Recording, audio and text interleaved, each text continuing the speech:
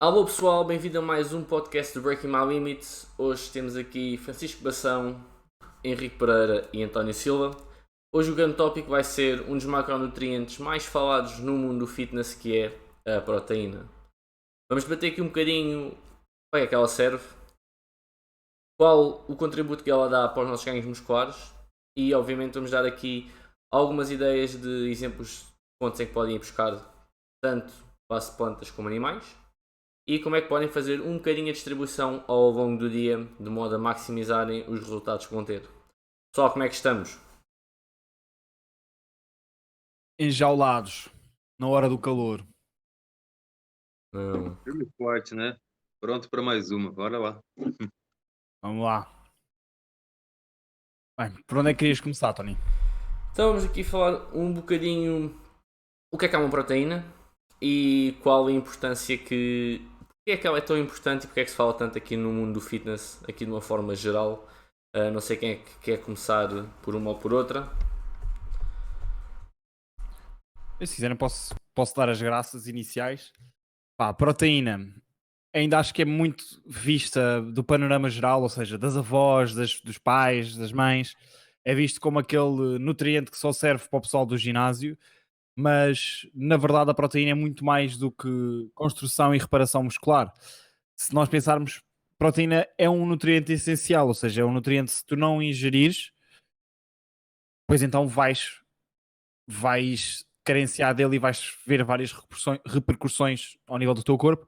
Basta pensar de uma forma geral, nós temos proteína em praticamente todas as reações do corpo, desde a própria saliva que nós temos na boca para digerir os alimentos engloba proteínas, a hemoglobina, os glóbulos vermelhos, são proteínas, os glóbulos brancos da função imunitária são proteínas, o nosso cabelezinho também é composto por proteínas, não é só os músculos. Por isso é que se fala tanto da importância da proteína num panorama geral. Mas, sim, naturalmente tem uma super importância no que toca ao nível do treino e da recuperação muscular. Não se- Bom, cara, falar de proteína, a gente tem que dividir, né, em questão do que é a literatura falando e da visão comum, né? Como o Francisco falou. O maior Yeah. erro é as pessoas acharem que proteína é só vinculação à suplementação, né? E proteína é alimento, é alto valor biológico, seja ela de cunho animal ou vegetal, né? Elas são as matérias-primas que regem o desenvolvimento do ser humano. Então, fundamental que a gente tenha um aporte proteico, porque todas as reações fisiológicas, bioquímicas do nosso corpo, para que a gente consiga se manter dentro da homeostase, dentro da saúde geral, são baseadas em proteínas. Então, se há uma carência de proteína, nosso corpo tende a ter dificuldade no desenvolvimento. É por isso que a gente até vê crianças com atraso cognitivo, atraso de desenvolvimento motor, desenvolvimento mesmo em si, por carência nutricional. Então a gente tem que quebrar um pouco essa visão, proteína é pessoal da academia que só pensa em proteína. Não, proteína é desenvolvimento humano, tá? Vamos fugir um pouco dessa visão do fitness e trazer primeiro a questão saúde. Se há uma carência proteica, a gente vai ter uma queda de desempenho, tanto no desenvolvimento desde as primeiras fases do desenvolvimento humano, até quando a gente pensa realmente em estética, tá? É uma matéria principal que tem que ter dentro da alimentação. E aí a questão realmente é a divisão de proteína, né? Quanto de proteína você tem que ingerir para manutenção básica de vidas diárias, né? Qual é o valor de referência? Qual é o valor de referência quando a gente pensa em atletas que buscam desempenho físico, quando você busca estética, se uma dieta vegetariana é diferente na questão proteica de uma dieta onívora ou carnívora, essas divisões aí a gente tem que aprofundar mais, aí é mais técnico. Mas tirando isso, eu acho que primeiramente proteína é fundamental, tá? Independente do que é o teu objetivo. Diferenciando isso, entendendo isso, a gente consegue aí sim fracionar mais a conversa para o pessoal e tirar um pouco esse tabu que é proteína não é só a gente que vai para academia que fica contando e pensando drasticamente no se vai entrar ou não vai, tá? Relação que eu vejo da proteína e fins estéticos é fundamental, é base. Carência nutricional em proteína vai levar a um processo que a gente chama de gliconeogênese, né, que é a quebra de tecidos que não são à base de carboidrato para gerar energia. A proteína é quebrada em um aminoácido chamado alanina para gerar ATP, tá? Ou seja, para gerar energia.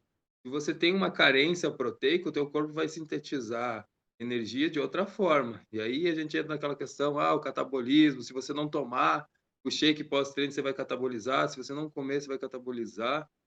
Essa relação não é assim, tá? Então você não precisa drasticamente sair suplementando com proteína ou comer quantidades de proteína elevada. A questão é, tem que ter um ajuste diário, tem que ter uma quantidade de alto valor biológico, proteico, não é qualquer proteína também que você tem que ingerir, não é qualquer proteína que vai sinalizar para um estado anabólico, e até mesmo a tua absorção proteica e metabolização vai diferenciar entre um e outro, né?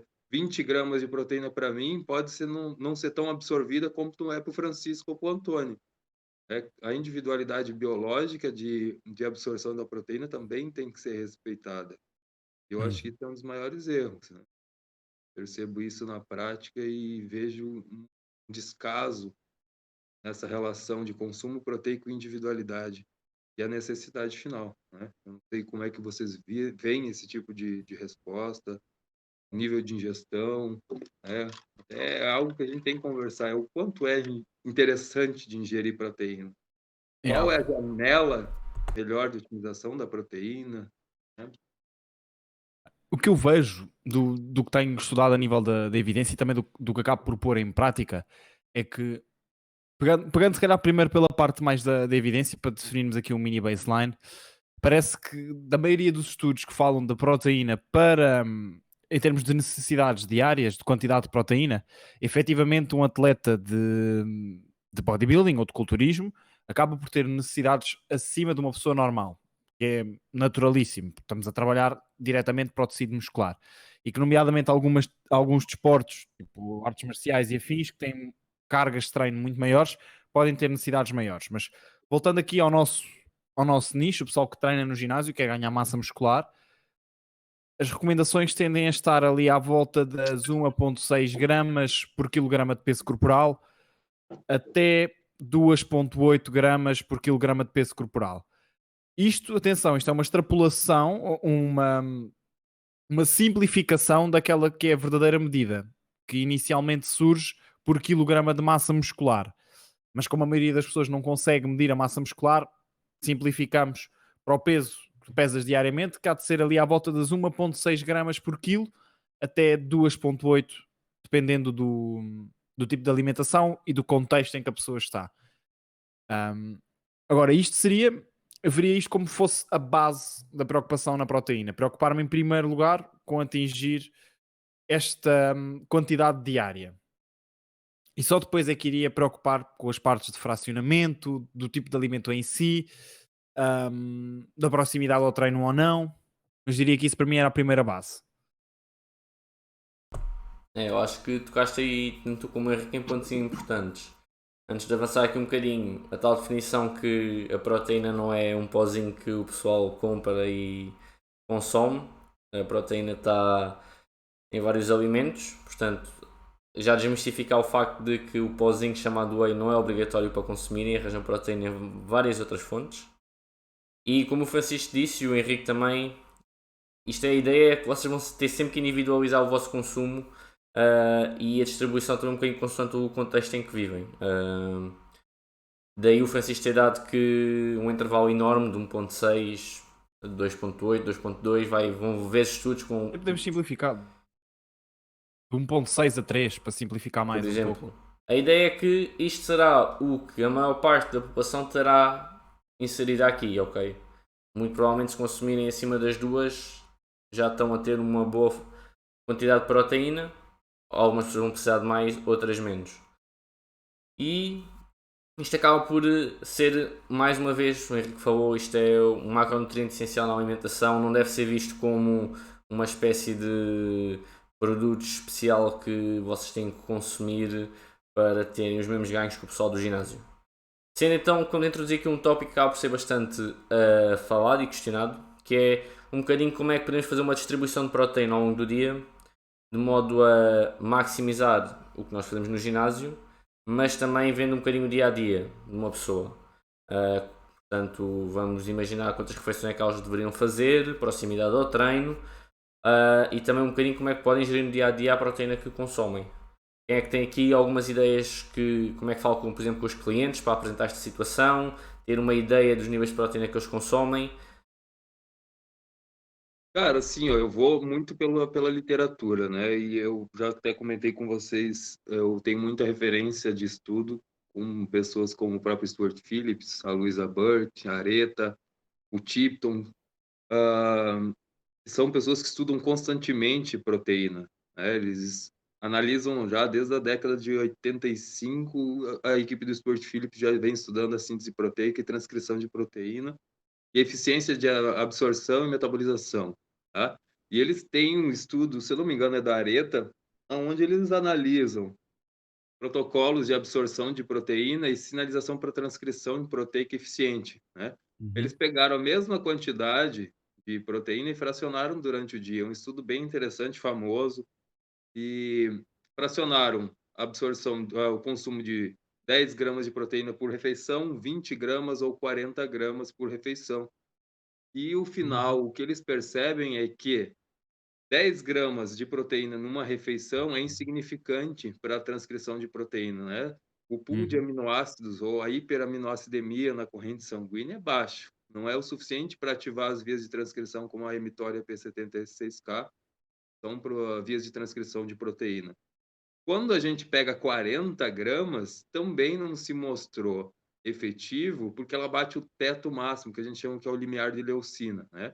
A leucina é um dos sinalizadores para retirada, né, de fatores de degradação proteica no núcleo celular e ativação da via mTOR.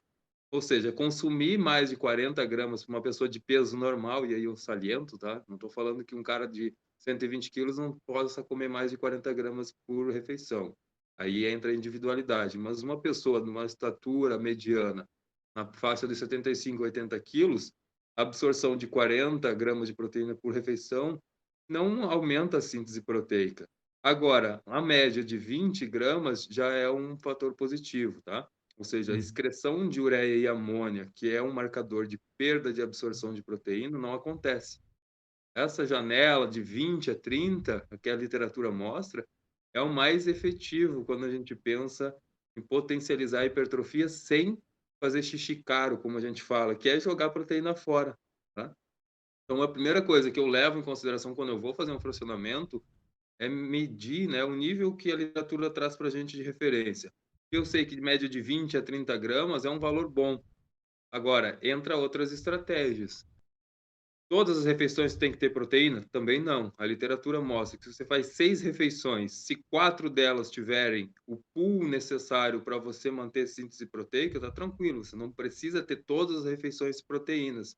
Você pode fracionar um pouco mais, desde que você não ultrapasse aquele valor de base onde você sabe que a utilização não vai ser benéfica, tá? E aí entra ainda aquela outra janela de estudos, onde fases em que você vai ter um jejum mais prolongado, a observação, né, dos estudos é que você utilizar um consumo maior de proteínas, principalmente no jantar, onde você vai ter um jejum prolongado, para você manter uma hiperaminoacidemia na corrente sanguínea, é mais benéfico quando a gente pensa em hipertrofia. Então, entre essas estratégias, primeiro é fracionar a proteína, depois definir um padrão de absorção interessante que você vai ter para você não perder o tempo, né, de absorção e metabolização e jogar a proteína fora sem ter um benefício algum, e otimizar ainda aquelas janelas onde você vai ter uma alimentação muito longe da outra, e aí você quer otimizar fatores de sinalização,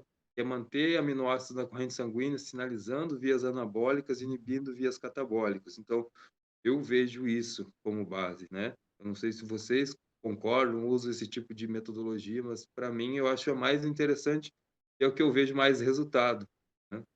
É tal e qual da forma que eu também abordo a parte proteica. Mesmo por aí, por essa tal questão de 10 gramas não é suficiente. E eu não me lembro se era nesse estudo exato das 10, 20, 40 que se chega àquela conclusão que era dava cerca de 0,3 gramas por quilo de... Não é nesse. É quando eles comparam as... É um muito parecido entre 20 a 40 gramas e proteínas animais versus proteínas vegetais. Onde se chega àquela conclusão que acaba a proteína mínima para despoltares a síntese proteica muscular por vias da alimentação acaba por ser ali à volta das 0,3 gramas por quilograma de peso corporal, desde que essa refeição tenha pelo menos 1 grama de leucina. Depois também é importante para conseguirmos clicar no interruptor, digamos. Pá, e extrapolando isto para uma pessoa normal, 70 quilos, mais ou menos, ou o nosso ovinho normal, 70, 80, 90 quilos, uma refeição ter pelo menos ali 20 a 30 gramas de proteína animal, geralmente será o suficiente para despoltar esse tal pico. Vai ter mais ou menos ali as 20 a 30 gramas de proteína que queremos e 1 grama de leucina, que acaba por fazer parte.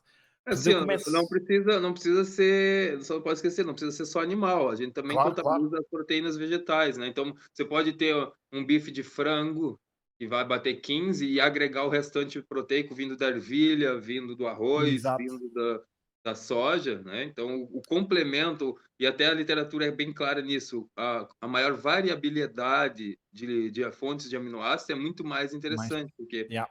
principalmente quando a gente pensa em vegetarianos e veganos, onde a fonte proteica o aminoácidos que estão encontrados em um alimento tem uma carência de alguns essenciais ou não essenciais. Então, um acaba complementando o outro, diferente de uma fonte proteica animal, onde Yeah. pega um ovo, é o padrão ouro de proteína. Tem os 20 aminoácidos fundamentais sobrando. Então, Mas depois lá está, tipo, pelo menos os veganos e os vegetarianos que eu conheço nem sempre complementam as proteínas. Então daí eu dizer, tipo, se eu vou só comer 20 gramas de proteína em só feijão, ou só soja, ou só proteína de arroz, vai haver ali a carência. Por isso, se calhar ali até metia alguns aminoácidos essenciais por fora, tranquilamente. Mas iria mesmo por essa ideia de tipo estar, ok, mais ou menos as minhas 2 gramas por quilograma diário vão-me dar 150 gramas totais, vá, para dar um número, ou 200 gramas totais. Vou fracionar isso nas horas em que eu estou acordado e vou privilegiar uma boa quantidade para antes de ir dormir. Exatamente por causa disso. Quero ter, ok, não vou acordar à meia da noite para despoltar o crescimento muscular, que não faz sentido nenhum estar a acordar para comer, mas antes de eu ir comer, antes de ir dormir, vou garantir que aquele pico dura um bocadinho mais tempo, em vez de descer tanto. Então eu iria muito por aí, tentar fazer, porque a evidência também não mostra assim grande benefício para além das 5, 6 refeições proteicas por dia. Se não me engano, acho que é quase todos os estudos que 4 é melhor do que 3, mas que é quase sempre igual a 5 ou a 6. Portanto, se fizermos 4 ou 5 refeições proteicas diárias com uma grande antes de ir dormir, acho que já está ali bem, bem tratado. Eu quero deixar aqui uma coisa também importante para quem nos possa vir a ouvir. A maior parte da literatura que nós vamos falando, especialmente aqui dentro do tópico da proteína, acaba por ser muito estudada em homens. Okay? Apesar de já termos alguma variabilidade, tanto em termos treinados ou não. De qualquer forma, a maior parte do que nós dissemos aqui muito provavelmente vai se aplicar também às mulheres. Ok, os últimos estudos não têm mostrado uma grande diferença em termos de absorção e da necessidade de um homem para uma mulher. Pelo menos no meu conhecimento, sendo que muito em termos tanto desta parte da distribuição da proteína ao longo do dia, da grama por quilograma, vai bater muito de forma semelhante nas mulheres e nos homens, ok? Quando digo semelhante, sim, há diferenças, mas estamos a falar de diferenças à volta de 0,1 gramas, 0,2 gramas, que é uma coisa muito insignificante se formos a ver. Portanto, qualquer mulher que nos esteja a ouvir, ok, isto aplica-se tanto a vocês como aos homens, tendo então também essa atenção à tal distribuição alimentar da proteína, ok?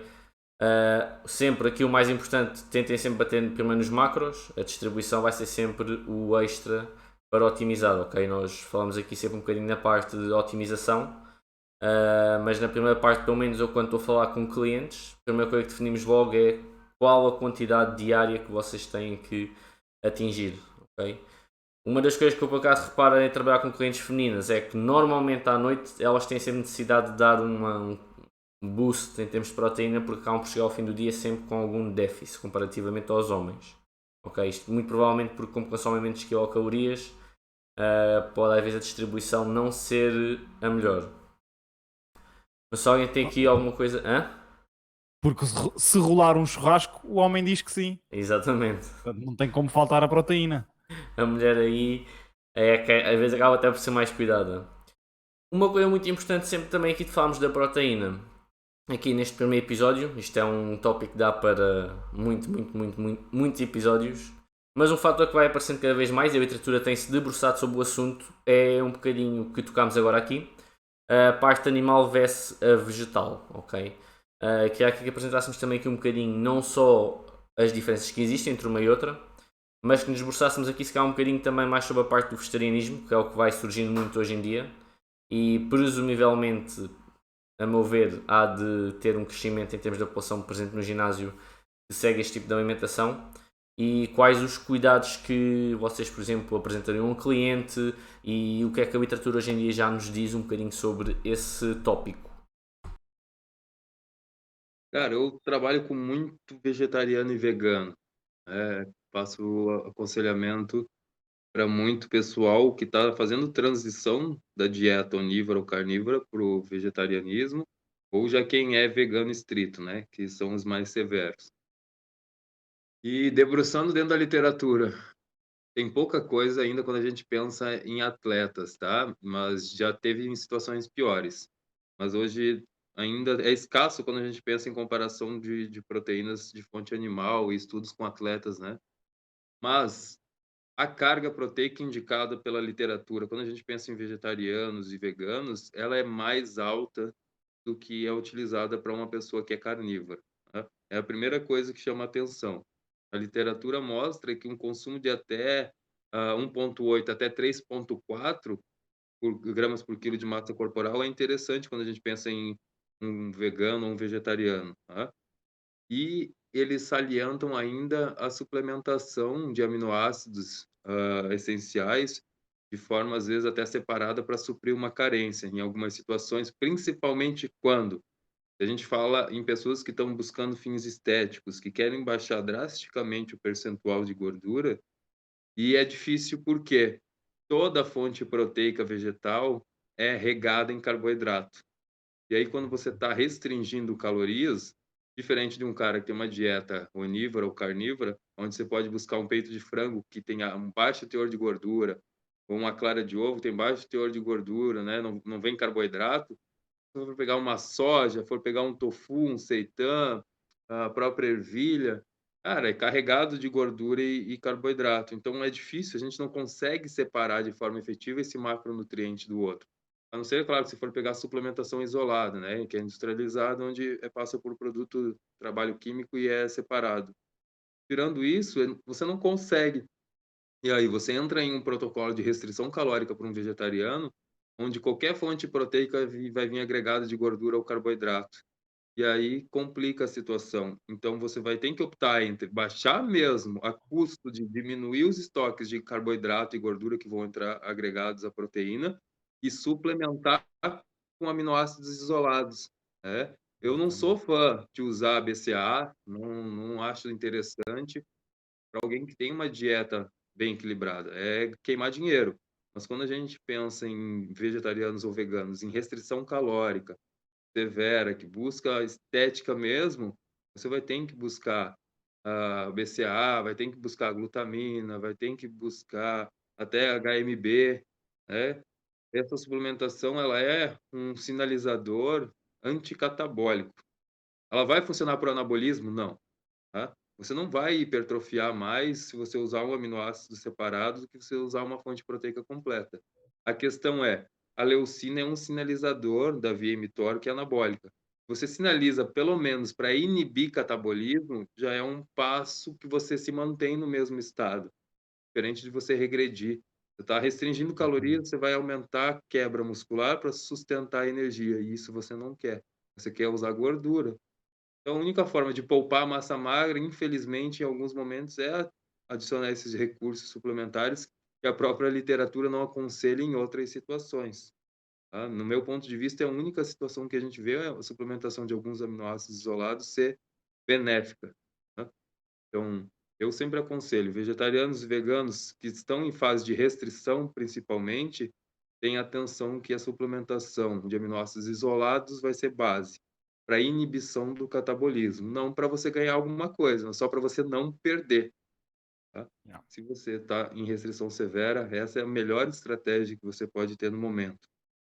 Tive já aulas com um professor que provavelmente hoje é um dos maiores pesquisadores na área do vegetarianismo para estética e desempenho no Brasil. E ele realmente fala, né? Quando a gente conversando com o Gabriel, ele falou, cara, a única vantagem que eu tenho em suplementação de aminoácidos isolados é em restrição severa para atletas quando buscam fins estéticos, né? A gente falando em fisiculturismo. O resto vai vir carboidrato, gordura e tem que ajustar conforme a necessidade e o objetivo final. Tá? Eu quando acho que atletas vegetarianos neste momento só tenho duas neste momento, mas uma das coisas que eu mais noto a diferença é que uma delas aceita ser ovo-lacto-vegetariana, o que facilita imenso. Ou seja, a partir do momento em que ela consegue comer ovos e consegue comer lacticínios, pá, esse problema deixa de existir propriamente dito quando temos que fazer uma restrição calórica de falhar a proteína. Mas acho que ainda temos muito daquilo que o Henrique estava a falar ao início. A proteína vegetal não é necessariamente inferior à proteína animal, de todo, desde que as coisas estejam bem complementadas. A partir do momento em que há um cuidado extra com a complementação das proteínas vegetais, para ter uma refeição com a proteína completa, um vegano ou vegetariano tem o mesmo potencial para o crescimento muscular que um omnívoro. Pés assentes. Mas tem que haver essa complementação, proteína do arroz com a proteína da soja, ou cuidado com suplementação externa. Eu não me lembro, acho que é a proteína do cânhamo, não é? Que também tem imenso. Sim, a proteína do cânhamo também é uma que vai aparecendo mesmo acho que ainda não vi nunca ainda nas proteínas blend, mas já vi como proteína isolada.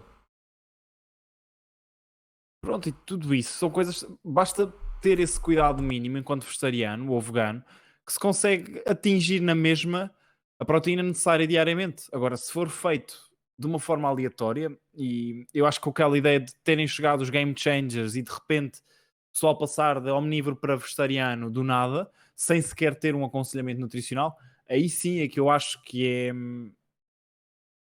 correr um risco.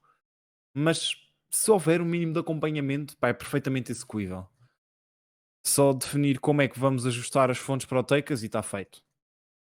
De um aspecto geral, claro. Até porque hoje temos um acesso à parte do vegetarianismo, produtos vegan e diferentes proteínas vegetarianas que não tínhamos se calhar há 5 anos atrás. Portanto, é muito mais fácil conseguirmos fazer essa complementação em termos também de aminoácidos do que se calhar teríamos há 5 anos se calhar atrás. Havia-se muito menos quantidade e disponibilidade desses produtos e mesmo a nossa ideia que nós tínhamos do vegetarianismo continuava a ser uma coisa muito vaga dentro da nossa área.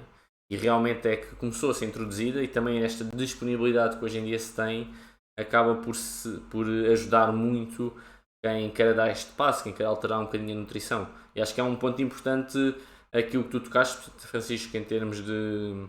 É uma alternativa viável, ok? Obviamente não vai dar o boost como nós já vimos no documentário. Agora, há cuidados que temos que ter e muito também se deriva muito aqui à sociedade, à educação que temos. O modo como nós a vamos consumir vai ter que provavelmente ser diferente do que como nós consumimos a proteína numa alimentação mais omnívora ou animal, sendo que ou o aconselhamento ou a investigação por si só, apesar do aconselhamento ajudar a saltar-nos várias etapas, e estamos a falar com um especializado, é uma opção que se calhar seria aconselhável para este tipo de pessoas que querem dar este salto. Pessoal, aqui para finalizar este pequeno episódio, a nossa ideia depois é fazer aqui um bocadinho uma espécie de vários episódios sobre temas específicos da proteína, visto que só este que apresentámos agora dava uma hora para ir de conversa. Aqui pequenos takeaways já para o pessoal levar e para terem possibilidade de mais à frente fazerem algumas perguntas, algumas questões específicas que nós possamos explorar especificamente em vários episódios de proteína aqui no nosso podcast. Eu acho que isso é tema para uns 20 podcasts e ainda vai faltar. É um mundo quando a gente fala em proteína, e só falando de proteína, né? Se a gente for aprofundar mais, dá muito pano para manga aí. Então, mas a base, a ideia que a gente tem a trazer é isso, né? Essa relação de o quanto tem que ter a eficiência na metabolização e utilização da proteína, você tem que ter como base a diversificação das fontes proteicas, seja você um carnívoro, um onívoro, um vegetariano, um vegano, né? E aí sim, estruturar dentro da tua própria resposta individual. Tem pessoas que não aceitam muito bem a alta ingesta de proteína, mas não são vegetarianos e veganos, só a absorção deles é mais dificultada. Então a gente tem que respeitar também essas coisas, né? Ajustar conforme a necessidade. Eu acho que assim você consegue manter mais um padrão de resultado e adesão principalmente à dieta. Yep. Eu diria, numa recomendação geral, para deixar também aqui uma aberta para os próximos episódios que vamos gravar mais ao ponto de cada coisa, vai começar ali à volta das 2 gramas de proteína por peso corporal, ou seja, se pesas 100 kg, seriam 200 gramas de proteína por dia. Tentar fracionar isso em 4 ou 5 refeições, pelo menos uma antes e uma depois do treino. Ali numa janela mais ou menos de 5 horas, ou seja, se o teu treino é 1 hora, tenta comer pelo menos 2 horas antes e no máximo 2 horas depois. Tentar deixar um bocado grande de proteína para antes de para antes de dormir, para garantir que tens o estômago, ou a corrente sanguínea, na verdade, com proteína suficiente. E varia. Não comas só frango. Se és vegetariano, não comas só soja. Tenta complementar as tuas doses e começando por aí. Para depois tocarmos nos pontinhos fundos. É isso. Acho que tocámos aqui nos pontos essenciais. Mais uma vez, antes de acabarmos este episódio, quero deixar bem claro que proteína vem de várias fontes e organizarem a vossa dieta, como nós já falámos aqui, preparem a vossa alimentação às vezes antes da semana, de modo a ter esta capacidade de distribuição alimentar. E porque a verdade é que a tal suplementação famosa que é o whey ajuda, mas é um suplemento, ok? Portanto, há várias formas de evitarem ter que consumir. Portanto, aproveitem que algumas dicas que nós fomos dando em termos de variabilidade da ingestão da proteína, mas preparação das doses que vão consumir, de modo a terem aqui sempre um bocadinho acima das 20 gramas, aqui entre as 20 e as 40, que normalmente é o aconselhado. De qualquer forma, estejam à vontade. Diz, força. Deixa-me só dar aqui uma última touch. Antes de terminarmos isto, pessoal, a proteína não faz mal necessariamente, nem te vai destruir os rins. E acima de tudo, a proteína não é por comeres proteína ou tomares whey que vais crescer. Tal como não é por pôres gasolina no tanque do carro que ele vai andar sozinho. Portanto, tens que treinar para que essa proteína possa fazer alguma coisa. Boa dica. Bem, pessoal, deixámos aqui tocámos muito ao leve aqui no que é a proteína. Deixámos aqui vários temas em abertos para poder debater mais à frente em vários episódios do nosso podcast, especificamente. Peço então a quem nos ouve e quem nos segue, como estamos aqui a definir, vamos falar mais vezes sobre este tema, portanto, têm aqui hipóteses nas próximas semana e meia, deem ideias do que é que gostariam que nós façamos especificamente sobre este macronutriente, ok? Subscrevam o canal, claro, que é a partir daqui que nós também que conseguem estar mais atentos a toda a informação que nós vamos disponibilizando para vocês, ok? Mais uma vez, obrigado a todos os ouvintes por nos estarem a ouvir. Estejam à vontade para contactar-nos em qualquer questão que nós possamos ajudar em termos de dúvidas. Pessoal, obrigado aqui por estarem presentes. Espero ver-vos aqui para a próxima outra vez para ajudar aqui o pessoal a obter os resultados que procuram e tirar qualquer dúvida que vai surgindo e a desmistificar todos os mitos que vão aparecendo ao longo do tempo. É isso, até a próxima. Próxima, rapaziada. Até a próxima, malta.